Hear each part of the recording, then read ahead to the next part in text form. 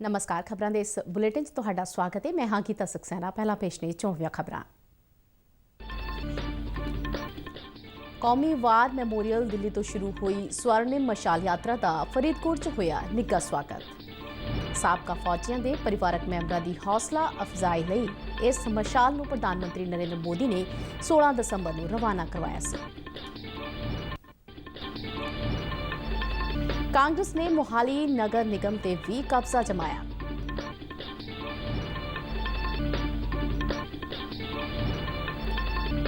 प्रधानमंत्री नरेंद्र मोदी ने कहा कि एक सेहतमंद भारत के निर्माण के नाल गुआंढ नूं भी कोविड-19 तो मुक्त बनाउण दे यतन जारी।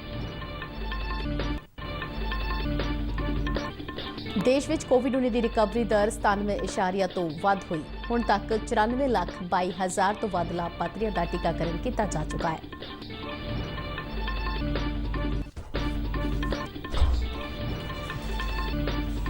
बांग्लादेश ने भारत वल्लों तोहफे च मिलिया कोविड-19 दियां 2 लाख खुराकां लई भारत का धन्नवाद किया।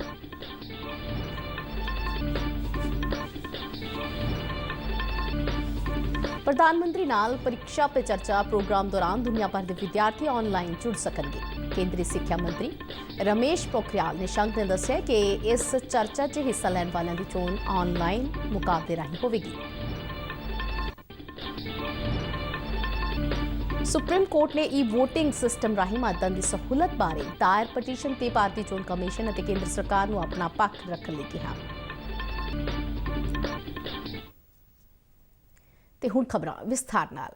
1971 ਦੀ ਭਾਰਤ ਪਾਕਿਸਤਾਨ ਜੰਗ ਦੇ ਸ਼ਹੀਦਾਂ ਨੂੰ ਸਨਮਾਨ ਦੇਣ ਲਈ ਬੀਤੇ ਸਾਲ 16 ਦਸੰਬਰ ਨੂੰ ਦਿੱਲੀ ਦੇ ਕੌਮੀ ਵਾਰ ਮੈਮੋਰੀਅਲ ਤੋਂ ਸ਼ੁਰੂ ਹੋਈ ਮਸ਼ਾਲ ਯਾਤਰਾ ਅੱਜ ਫਰੀਦਕੋਟ ਦੇ BSF ਹੈੱਡਕੁਆਰਟਰ ਤੇ ਪੁੱਜੀ। ਭਾਰਤ ਪਾਕਿਸਤਾਨ ਜੰਗ ਦੀ 50ਵੀਂ ਵਰ੍ਹੇਗੰਢ ਮੌਕੇ ਕੌਮੀ ਜੰਗੀ ਯਾਦਗਾਰ ਤੋਂ 4 ਮਸ਼ਾਲਾਂ ਜਗਾ ਕੇ ਚਾਰੇ ਦਿਸ਼ਾਵਾਂ ਵੱਲ ਰਵਾਨਾ ਕੀਤੀਆਂ ਗਈਆਂ ਸਨ।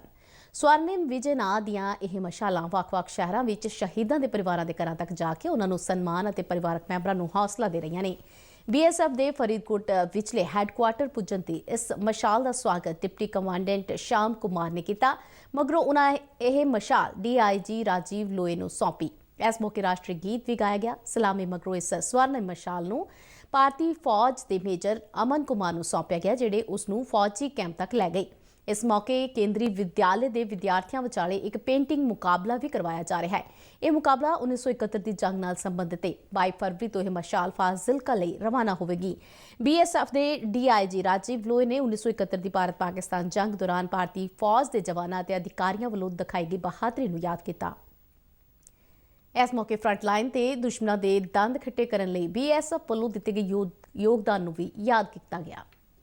ਉਹਨਾਂ ਦੱਸਿਆ ਕਿ ਇਸ ਜੰਗ ਦੀ 50ਵੀਂ ਵਰ੍ਹੇਗੰਢ ਅਤੇ ਜਿੱਤ ਨੂੰ ਧਿਆਨ 'ਚ ਰੱਖਦਿਆਂ ਪ੍ਰਧਾਨ ਮੰਤਰੀ ਨਰਿੰਦਰ ਮੋਦੀ ਨੇ ਦਿੱਲੀ ਤੋਂ ਇਹ ਜੇਤੂ ਮਸ਼ਾਲਾਂ ਪੂਰੇ ਭਾਰਤ ਦੇ ਕੋਨੇ-ਕੋਨੇ ਤੇ ਸ਼ਹੀਦਾਂ ਦੇ ਪਰਿਵਾਰਾਂ ਨੂੰ ਨਮਨ ਕਰਨ ਅਤੇ ਉਹਨਾਂ ਦੀ ਹੌਸਲਾ ਅਫਜ਼ਾਈ ਲਈ ਭੇਜੀਆਂ ਨੇ। ये जो स्वर्णिम विजय मशाल है, जैसे आपने सुना होगा, ये माननीय प्रधानमंत्री जी ने पिछले साल दिसंबर में इसकी शुरुआत की और ये 4 ऐसी मशालें हैं जो देश के 4 दिशाओं में गई हैं और अन्य गांव में जाएंगी, जहां पे हमारे 1971 वॉर के जो शहीद हैं उनकी मिट्टी जो है वहां से लाई जाएगी और सबको बताया जाएगा कि किस प्रकार से 1971 के युद्ध में हमने पाकिस्तान के ऊपर विजय प्राप्त की। और साथ ही साथ मैं ये भी बताना चाहूँगा कि हमारे BSF आर्टिलरी के जो 50 साल पूरे होने वाले हैं इस साल ही है, तो मैं समझता हूँ कि ये हमारे लिए एक बहुत गौरव का विषय है और बहुत एक ऑनर है कि इस कैंपस में आज ये स्वर्णिम विजय मशाल आई। और मोहाली नगर निगम चोणां दे नतीजे भी कांग्रेस के हक विच आए ने। पंजाब मैंबरी नगर निगम विच कांग्रेस ने 37 सीटां जित के स्पष्ट बहुमत हासिल किया है। 13 सीटां ते आज़ाद उम्मीदवार जित दर्ज करन च कामयाब रहे ने, जिन्हां चों 11 जेतू उम्मीदवार इक्को ही धड़े नाल संबंधित ने। ਇਸ ਧੜੇ ਦੀ ਅਗਵਾਈ ਮੋਹਾਲੀ ਦੇ ਸਾਬਕਾ ਮੇਅਰ ਕੁਲਵੰਤ ਸਿੰਘ ਕਰ ਰਹੇ ਨੇ, ਜਿਹੜੇ ਵਾਰਡ ਨੰਬਰ 42 ਤੋਂ ਕਾਂਗਰਸੀ ਉਮੀਦਵਾਰ ਅਮਰੀਕ ਸਿੰਘ ਸੋਮਲ ਤੋਂ ਚੋਣ ਹਾਰ ਗਏ ਨੇ। ਵਾਰਡ ਨੰਬਰ 10 ਦੇ ਜਿਨ੍ਹਾਂ 2 ਬੂਥਾਂ ਤੇ ਕੱਲ VOTING ਹੋਈ ਸੀ, ਉੱਥੋਂ ਸਿਹਤ ਮੰਤਰੀ ਬਲਬੀਰ ਸਿੰਘ ਸਿੱਧੂ ਦਾ ਭਰਾ ਅਮਰਜੀਤ ਸਿੱਧੂ ਜੇਤੂ ਐਲਾਨਿਆ ਗਿਆ ਹੈ। ਸ਼੍ਰੋਮਣੀ ਅਕਾਲੀ ਦਲ ਅਤੇ BJP ਦਾ ਕੋਈ ਵੀ ਉਮੀਦਵਾਰ ਮੋਹਾਲੀ 'ਚ ਜਿੱਤ ਦਰਜ ਕਰਨ 'ਚ ਨਾਕਾਮ ਰਿਹਾ ਹੈ। ਪੰਜਾਬ ਦੇ ਸਕੂਲ ਸਿੱਖਿਆ ਮੰਤਰੀ ਵਿਜੇ ਇੰਦਰ ਸਿੰਗਲਾ ਨੇ ਕਿਹਾ ਹੈ ਕਿ ਸਰਕਾਰੀ ਸਕੂਲਾਂ ਨੂੰ ਸਮਾਰਟ ਸਕੂਲਾਂ ਵਿੱਚ ਤਬਦੀਲ ਕਰਨ ਦੇ ਨਾਲ-ਨਾਲ ਸੂਬਾ ਸਰਕਾਰ ਨੇ ਹੁਣ ਸਕੂਲਾਂ ਵਿੱਚ ਬਿਹਤਰ ਸਕੂਲ ਢਾਂਚਾ ਸਹੂਲਤਾਂ ਮੁਹੱਈਆ ਕਰਾਉਣ ਦਾ ਫੈਸਲਾ ਕੀਤਾ ਹੈ।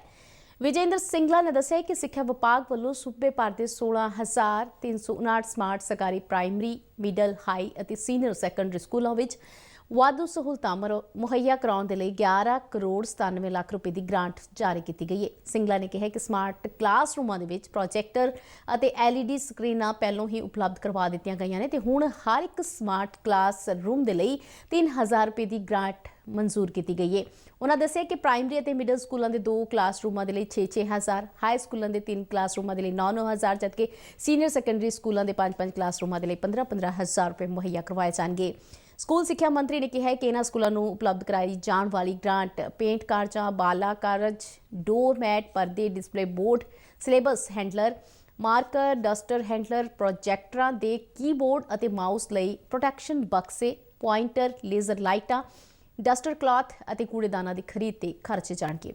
ਉਹਨਾਂ ਅੱਗੇ ਦੱਸਿਆ ਕਿ ਗ੍ਰਾਂਟ ਅਤੇ ਲੋੜੀਂਦੇ ਨਿਰਦੇਸ਼ ਵੱਖ-ਵੱਖ ਜ਼ਿਲ੍ਹਾ ਸਿੱਖਿਆ ਅਧਿਕਾਰੀਆਂ ਨੂੰ ਪਹਿਲਾਂ ਹੀ ਜਾਰੀ ਕਰ ਦਿੱਤੇ ਗਏ ਨੇ ਤੇ ਜ਼ਿਲ੍ਹਾ ਸਿੱਖਿਆ ਅਫਸਰ ਗ੍ਰਾਂਟਾਂ ਦੀ ਉਚਿਤ ਵਰਤੋਂ ਯਕੀਨੀ ਬਣਾਉਣਗੇ। ਪ੍ਰਧਾਨ ਮੰਤਰੀ ਨਰਿੰਦਰ ਮੋਦੀ ਨੇ ਕਿਹਾ ਹੈ ਕਿ ਇੱਕ ਸਿਹਤਮੰਦ ਭਾਰਤ ਦੀ ਉਸਾਰੀ ਦੇ ਨਾਲ-ਨਾਲ ਗੁਆਂਢ ਨੂੰ ਵੀ ਕੋਵਿਡ-19 ਤੋਂ ਮੁਕਤ ਬਣਾਉਣ ਦੇ ਲਈ ਉਪਰਾਲੇ ਕੀਤੇ ਜਾ ਰਹੇ ਨੇ। ਤਕਰੀਬਨ 10 ਗੁਆਂਢੀ ਦੇਸ਼ਾਂ ਦੀ ਕੋਵਿਡ-19 ਦੇ ਪ੍ਰਬੰਧਨ ਤਜਰਬੇ, ਚੰਗੇ ਉਪਰਾਲਿਆਂ ਅਤੇ ਭਵਿੱਖ ਦੀ ਰਣਨੀਤੀ ਬਾਰੇ ਕਰਵਾਈ ਗਈ ਇੱਕ ਵਰਕਸ਼ਾਪ ਨੂੰ ਸੰਬੋਧਨ ਕਰਦਿਆਂ ਪ੍ਰਧਾਨ ਮੰਤਰੀ ਨੇ ਕਿਹਾ ਕਿ ਸਾਰੇ ਦੇਸ਼ ਇੱਕ ਦੂਜੇ ਦੇ ਚੰਗੇ ਉਪਰਾਲਿਆਂ ਤੋਂ ਸਬਕ ਲੈ ਰਹੇ ਨੇ। ਉਹਨਾਂ ਕਿਹਾ ਕਿ ਮਿਲ-ਜੁਲ ਕੇ ਕੰਮ ਕਰਨ ਦੀ ਧਾਰਨਾ ਨਾਲ ਕੀਤੇ ਜਾ ਰਹੇ ਉਪਰਾਲਿਆਂ ਦੀ ਬਦੌਲਤ ਭਾਰਤ ਵਿਸ਼ਵ ਪੱਧਰ ਤੇ ਸਭ ਤੋਂ ਘੱਟ ਮੌਤ ਦਰ ਹਾਸਲ ਕਰਨ 'ਚ ਕਾਮਯਾਬ ਰਿਹਾ ਹੈ। ਨਰਿੰਦਰ ਮੋਦੀ ਨੇ ਕਿਹਾ ਕਿ ਸਾਰੇ ਦੇਸ਼ਾਂ ਨੂੰ ਕੋਵਿਡ-19 ਟੀਕਾਕਰਨ ਮੁਹਿੰਮ ਦੌਰਾਨ ਆਪਸੀ ਸਹਿਯੋਗ ਦੀ ਭਾਵਨਾ ਬਰਕਰਾਰ ਰੱਖਣੀ ਚਾਹੀਦੀ ਹੈ। ਉਹਨਾਂ ਸੁਝਾਅ ਦਿੱਤਾ ਕਿ ਮੈਡੀਕਲ ਪੇਸ਼ੇਵਰਾਂ ਲਈ ਵਿਸ਼ੇਸ਼ ਵੀਜ਼ਾ ਅਤੇ ਵਿਸ਼ੇਸ਼ 에ਅਰ ਐਂਬੂਲੈਂਸ ਦਾ ਪ੍ਰਬੰਧ ਹੋਣਾ ਚਾਹੀਦਾ ਹੈ। ਪ੍ਰਧਾਨ ਮੰਤਰੀ ਨੇ ਕਿਹਾ ਕਿ ਭਾਰਤ ਵੱਲੋਂ ਚਲਾਈ ਜਾ ਰਹੀ ਆਯੁਸ਼ਮਾਨ ਭਾਰਤ ਸਿਹਤ ਯੋਜਨਾ ਸਾਰੇ ਖਿੱਤੇ ਦੇ ਮੁਲਕਾਂ ਲਈ ਇੱਕ ਅਧਿਐਨ ਦਾ ਵਿਸ਼ਾ ਹੋ ਸਕਦਾ ਹੈ। ਉਹਨਾਂ ਜ਼ੋਰ ਦੇ ਕੇ ਕਿਹਾ ਕਿ ਭਵਿੱਖ ਵਿੱਚ ਹੋਰ ਮਹਾਮਾਰੀਆਂ ਫੈਲਣ ਦੀਆਂ ਚੇਤਾਵਨੀਆਂ ਨੂੰ ਧਿਆਨ ਵਿੱਚ ਰੱਖਦਿਆਂ ਇਸ ਮਹਾਮਾਰੀ ਲਈ ਹੁਣ ਤੱਕ ਕੀਤੇ ਗਏ ਉਪਰਾਲਿਆਂ ਦੀ ਸਾਂਭ ਸੰਭਾਲ ਲਈ ਖੇਤਰੀ ਪੱਧਰ ਤੇ ਇੱਕ ਪਲੇਟਫਾਰਮ ਵਿਕਸਿਤ ਕੀਤਾ ਜਾਣਾ ਚਾਹੀਦਾ ਹੈ। ਉਹਨਾਂ ਜ਼ੋਰ ਦੇ ਕੇ ਕਿਹਾ ਕਿ 21ਵੀਂ ਸਦੀ ਏਸ਼ੀਆ ਦੀ ਸਦੀ ਹੈ। ਪ੍ਰਧਾਨ ਮੰਤਰੀ ਨੇ ਕਿਹਾ ਕਿ ਇਹ ਦੱਖਣ ਏਸ਼ੀਆ ਤੇ ਹਿੰਦ ਮਹਾਸਾਗਰ ਦੇ ਨੇੜਲੇ ਟਾਪੂ ਦੇਸ਼ਾਂ ਦੇ ਸਾਂਝੇ ਉਪਰਾਲਿਆਂ ਦੇ ਨਾਲ ਹੀ ਸੰਭਵ ਹੈ। Allow me to make some suggestions for your discussions today. Can we consider creating a special visa scheme for our doctors and nurses so that they can travel quickly within our region during health emergencies on the request of the receiving country? Can our civil aviation ministries coordinate a regional air ambulance agreement for medical contingencies? Can we create a regional platform for collating, compiling and studying data about the effectiveness of COVID-19 vaccines among our population?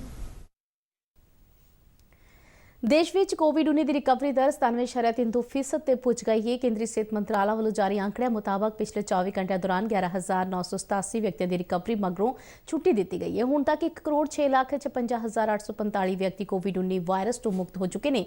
ਬੀਤੇ ਦਿਨ 12,881 ਨਵੇਂ corona ਮਾਮਲਿਆਂ ਦੀ ਪੁਸ਼ਟੀ ਹੋਈ ਹੈ, ਜਿਸ ਨਾਲ ਦੇਸ਼ ਵਿੱਚ ਕੁੱਲ ਪੋਜ਼ਿਟਿਵ ਮਾਮਲਿਆਂ ਦੀ ਗਿਣਤੀ 1,09,50,201 ਹੋ ਗਈ ਹੈ।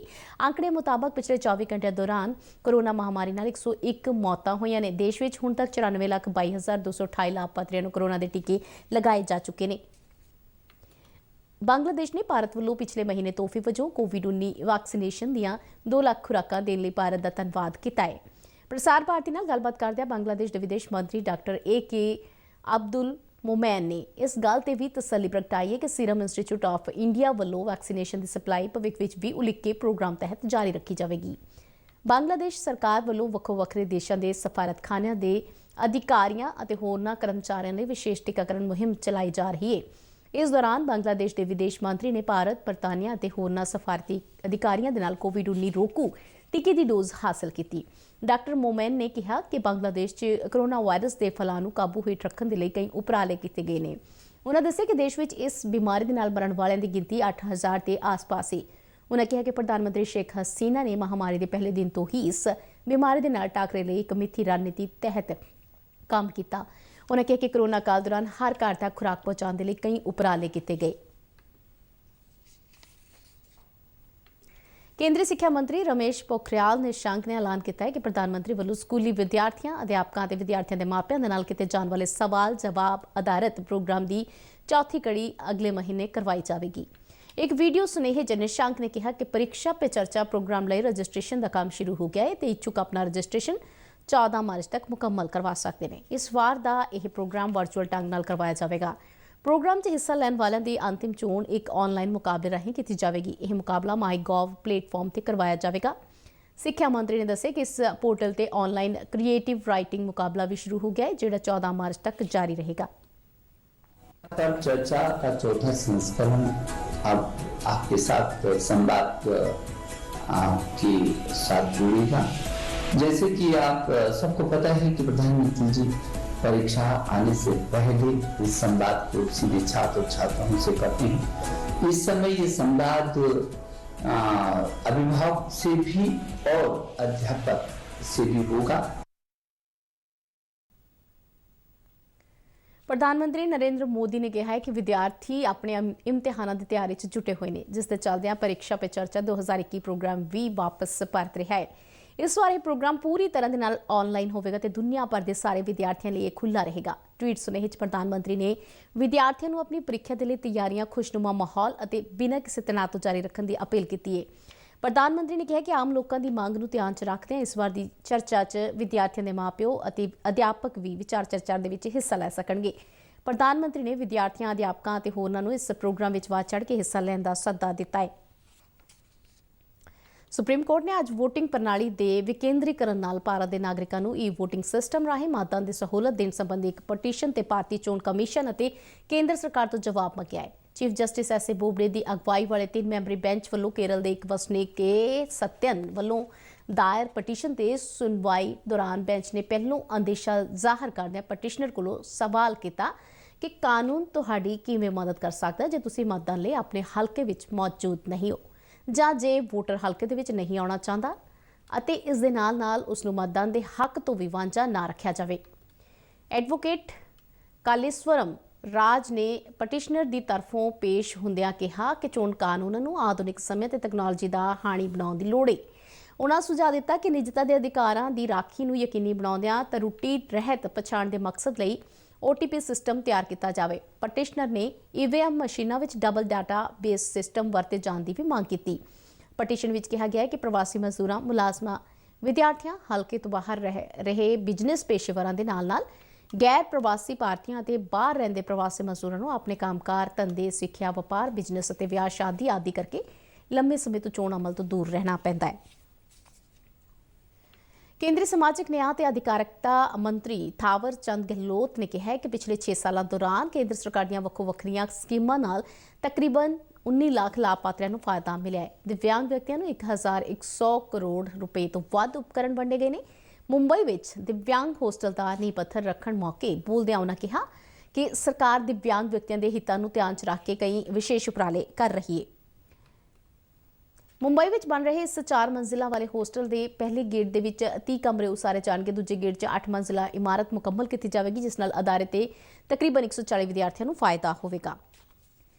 ਕੇਂਦਰੀ ਵਣਜ ਅਤੇ ਸਨਅਤ ਮੰਤਰੀ ਪੀਯੂਸ਼ ਗੋਇਲ ਨੇ ਕਿਹਾ ਕਿ ਭਾਰਤ ਅਤੇ ਅਮਰੀਕਾ ਵਿਚਾਲੇ ਦੁਵੱਲਾ ਵਪਾਰ ਕਾਫੀ ਤੇਜ਼ੀ ਨਾਲ ਵਧ ਰਿਹਾ ਹੈ ਤੇ ਹੁਣ ਵੀ ਇਸ ਵਿੱਚ ਵਿਸਥਾਰ ਦੀਆਂ ਕਈ ਸੰਭਾਵਨਾਵਾਂ ਮੌਜੂਦ ਨੇ। ਅਮਰੀਕਾ ਭਾਰਤ ਵਪਾਰਕ ਕੌਂਸਲ ਦੇ ਸਾਲਾਨਾ ਸਮਾਗਮ ਨੂੰ ਵੀਡੀਓ ਕਾਨਫਰੰਸਿੰਗ ਰਾਹੀਂ ਸੰਬੋਧਨ ਕਰਦਿਆਂ ਗੋਇਲ ਨੇ ਕਿਹਾ ਕਿ ਦੁਵੱਲੇ ਵਪਾਰ ਦੌਰਾਨ $50 ਅਰਬ ਦਾ ਟੀਚਾ ਮਿਥਿਆ ਗਿਆ ਹੈ। ਉਨ੍ਹਾਂ ਆਸ ਪ੍ਰਗਟਾਈ ਕਿ ਦੋਵਾਂ ਮੁਲਕਾਂ ਵਿਚਾਲੇ ਵਧ ਰਹੀ ਆਪਸੀ ਭਾਈਵਾਲੀ ਨਾਲ ਇਸ ਟੀਚੇ ਨੂੰ ਹਾਸਲ ਕੀਤਾ ਜਾ ਸਕਦਾ ਹੈ।